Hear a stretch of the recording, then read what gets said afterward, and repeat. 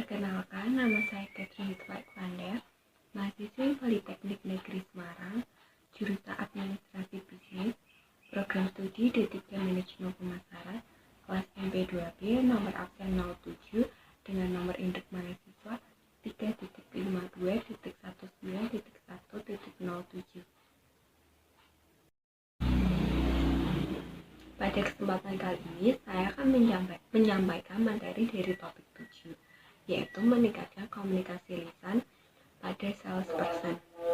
Komunikasi merupakan penyampaian informasi atau pesan dari satu orang atau satu pihak kepada pihak lainnya. Komunikasi efektif berarti pesan yang disampaikan telah diterima seperti apa yang dimaksud pengirim, serta mendapatkan feedback atau respon sesuai dengan yang diharapkan oleh pengirim. Komunikasi lisan sendiri merupakan kegiatan percakapan atau penyampaian informasi oleh seseorang kepada orang lain secara lisan. Kemampuan berkomunikasi mempunyai peranan yang penting di segala aspek, tak terkecuali bagi salesperson, di mana komunikasi dalam penjualan tidak hanya penyampaian materi yang informatif, melainkan juga persuasif, yang meliputi pertukaran gagasan secara dua arah yang aktif. Seorang salesperson perlu mengetahui beberapa teknik komunikasi dan memperhatikan cara agar komunikasi lisan dapat berjalan secara efektif. Materi yang akan saya bahas adalah: pertama, pengertian dari komunikasi lisan, kedua, manfaat komunikasi lisan, dan ketiga, cara meningkatkan komunikasi lisan pada salesperson yang dibagi menjadi dua subbab, yaitu subbab pertama memastikan bahwa komunikasi lisan berjalan dengan efektif dan mengetahui teknik komunikasi lisan. Pada pembahasan pertama, yaitu pengertian komunikasi lisan. Apa itu komunikasi lisan? Komunikasi lisan adalah komunikasi yang dilakukan oleh dua orang atau lebih berupa kegiatan percakapan atau penyampaian informasi oleh seseorang kepada orang lain secara lisan. Selanjutnya adalah manfaat. Ada 3 manfaat dari meningkatkan komunikasi lisan. Pertama, mengarah ke tujuan yang jelas. Kedua, dapat membangun kepercayaan. Dan yang terakhir, dapat menghemat waktu dan uang.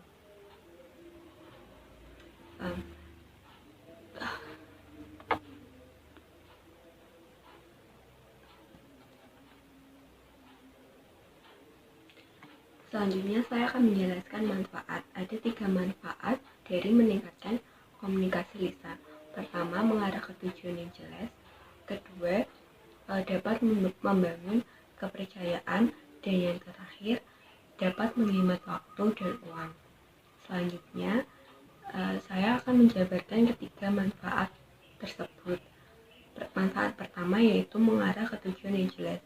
Kita sebagai salesperson mengetahui detail dan seluk-beluk produk kita, namun pelanggan belum tentu memiliki gambaran gagasan yang sesuai mengenai produk yang kita perjualbelikan ini.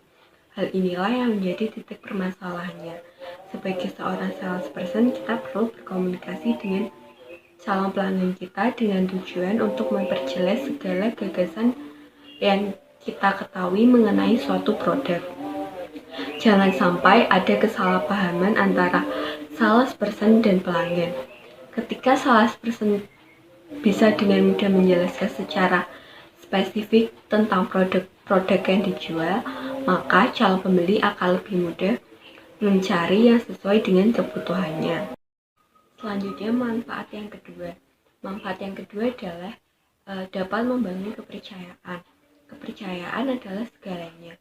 Dan untuk menjaga kepercayaan itu, salesperson haruslah jujur dan tulus.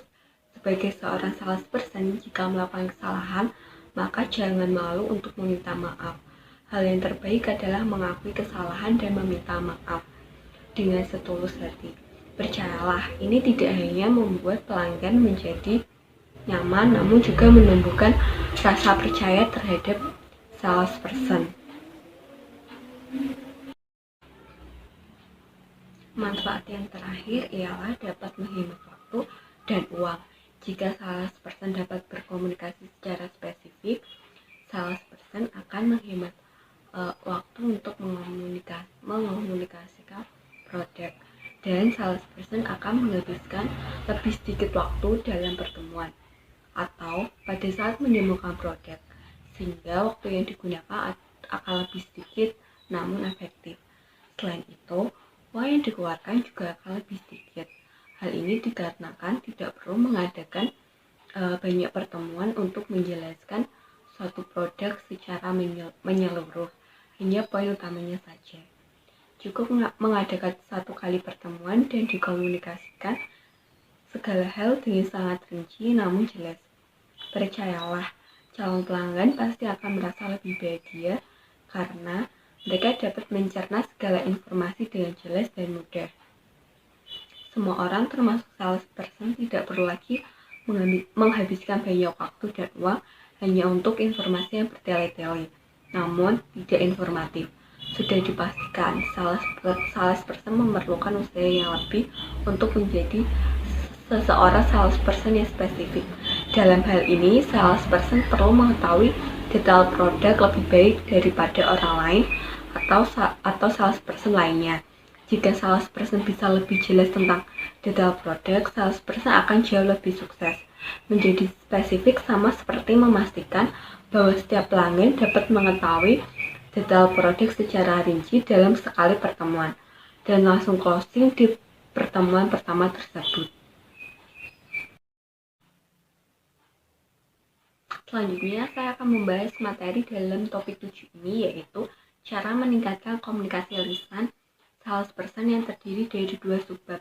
Subbab pertama yaitu memastikan bahwa komunikasi lisan berjalan dengan lancar, dan pada subbab kedua yaitu mengetahui teknik komunikasi lisan.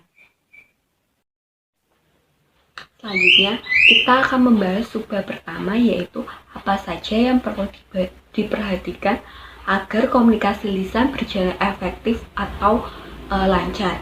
Ada 3 poin utama, yaitu poin pertama, karakteristik kata-kata, poin kedua, penggunaan kata-kata efektif, dan poin ketiga yaitu karakteristik suara. Selanjutnya, saya akan membahas poin pertama, yaitu karakteristik kata-kata. Pesan penjualan hendaknya disampaikan dengan kata-kata yang konkret, jelas, dan berkonotasi positif yang bertujuan untuk menghindari misinterpretasi yang merugikan.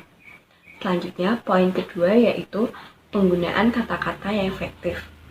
Pemilihan kata-kata yang tepat dan praktis disusun dalam kalimat yang sistematis berdasarkan kerangka pemikiran calon konsumen, sehingga informasi yang disampaikan mudah dipahami. Selanjutnya, poin ketiga atau yang terakhir adalah karakteristik suara. Karakteristik suara yang harus diperhatikan meliputi aspek kecepatan berbicara atau rate of speech, kekerasan suara loudness, penekanan kata-kata atau articulation, penggunaan komunikasi non-verbal dengan benar seperti sikap tubuh atau body posture, gerakan tangan, ekspresi muka, dan lain sebagainya. Selanjutnya, pada subbab 2 ini kita akan membahas teknik komunikasi lisan. Terdapat 3 poin utama, yaitu question skill, kredibilitas, dan analisis transaksi. Selanjutnya, saya akan menjabarkan 3 poin tersebut. Poin pertama yaitu question skill. Question skill sendiri merupakan keterampilan mengajukan pertanyaan atau membuat suatu pernyataan yang mengundang respon calon konsumen. Teknik ini merupakan cara salesperson untuk mendapatkan informasi penting dari calon pembelinya. Dengan diperolehnya informasi penting, salesperson dapat menyesuaikan kebutuhan calon pembeli, termasuk strategi melayaninya dengan memberi respon calon konsumen menjadi partisipan aktif pada komunikasi 2 arah ini. Juga menunjukkan bahwa salesperson menghargai pendapat dan keinginan calon konsumennya. Selanjutnya, poin kedua, yaitu kredibilitas. Salesperson harus mampu menampilkan diri layak dipercaya, karena efek komunikasi sangat dipengaruhi tingkat kepercayaan calon pembeli kepada salesperson. Agar layak dipercaya, seorang salesperson harus mempunyai kredibilitas yang bersumber pada yang pertama, trustworthiness atau pribadi yang dipercaya, kedua, expertise atau keahlian mengenai bidangnya, dan yang terakhir, attractiveness atau penuh daya tarik. Yang selanjutnya, poin terakhir atau poin ketiga, yaitu analisis transaksi. Analisis transaksi adalah suatu metode untuk menganalisis dan mengetahui tingkah laku manusia dalam berkomunikasi. Berdasarkan analisa transaksi, pembeli digolongkan dalam 3 ego stage, yaitu parents ego stage atau calon pembeli bertingkah laku seperti orang tua menghadapi anaknya. Ia cenderung bersikap otoriter, mendominasi, dan suka mencela. Mempunyai keyakinan kuat terhadap hal yang mereka anggap benar atau salah, dan suka mengatur dan tidak mau mendengar pendapat orang lain, serta tidak mau mengalah. Ego stage yang kedua adalah child ego stage. Calon pembeli bertingkah laku seperti anak-anak dalam berkomunikasi, bersikap polos, jujur, cepat berubah pendiriannya, serta kurang serius atau suka bergurau. Ego stage yang ketiga adalah adult ego stage, yaitu calon pembeli bertingkah laku matang dan dewasa, penuh perhatian, bersikap stabil, cekatan, dan berminat dalam tukar informasi atau diskusi. Realistis rasional dalam pengambilan keputusan. Dengan teknik analisis transaksi ini, salesperson dapat mengetahui ego stage calon konsumen pada saat berkomunikasi, sehingga salesperson dapat mengembangkan teknik komunikasi yang cocok. Namun, salesperson tetap pada adult ego stage atau looking the adult, yang tetap mendengarkan dengan penuh pengertian, menjatuhkan diri dari sikap emosional, sehingga komunikasi bisa berjalan efektif.